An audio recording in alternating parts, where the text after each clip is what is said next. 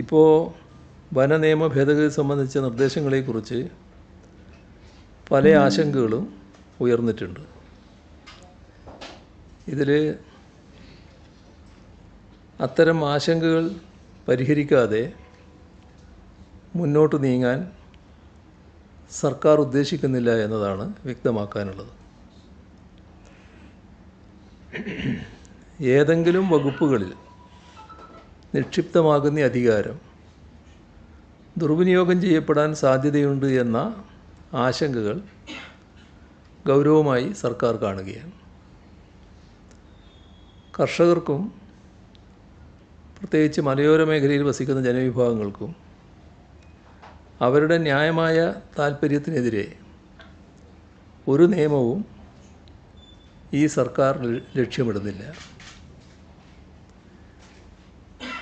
സർക്കാരിൻ്റെ നിലപാട് ഏത് നിയമവും മനുഷ്യർക്ക് വേണ്ടിയുള്ളതാണ് എന്നതാണ്.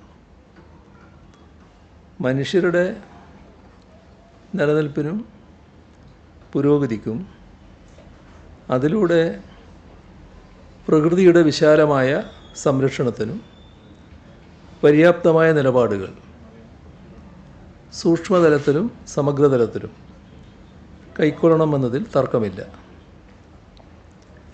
വനസംരക്ഷണ നിയമത്തിൻ്റെ കാര്യത്തിലും ഇതുതന്നെയാണ് സർക്കാർ നിലപാട്.